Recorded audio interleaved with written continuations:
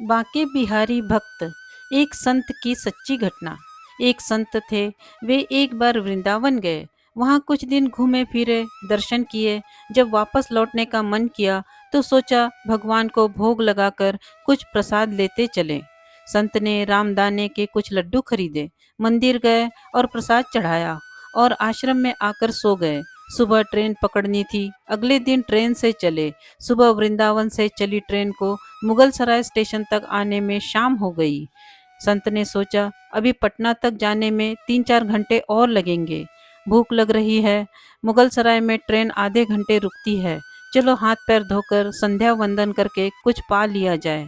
संत ने हाथ पैर धोए और लड्डू खाने के लिए डिब्बा खोला। उन्होंने देखा लड्डू में चींटे लगे हुए थे। उन्होंने चींटों को हटाकर 1-2 लड्डू खा लिए। बाकी बचे लड्डू का प्रसाद बांट दूंगा यह सोचकर छोड़ दिए। पर कहते हैं ना, संत हृदय नवनीत समाना।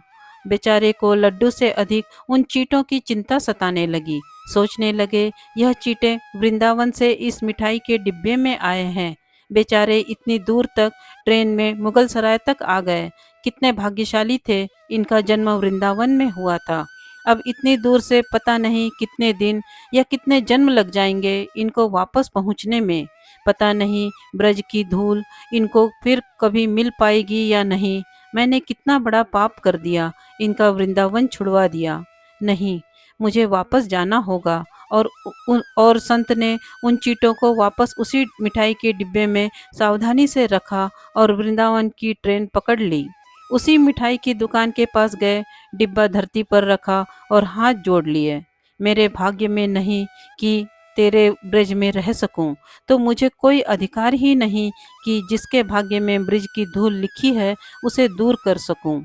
दुकानदार ने देखा तो वह बोला, महाराज चींटे लग गए तो कोई बात नहीं, आप दूसरी मिठाई तौलवा लीजिए।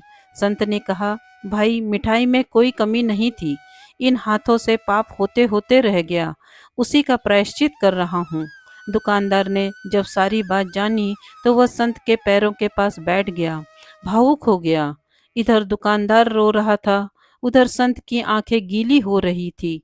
बात भाव की है, बात उस निर्मल मन की है, बात ब्रिज की है, बात मेरे वृंदावन की है, बात मेरे नटवर नागर और उनकी राधा रानी की है, बात मेरे कृष्ण की राजधानी की है। बूझो तो बहुत कुछ है, नहीं तो बस पागलपन है। बस एक कहानी है।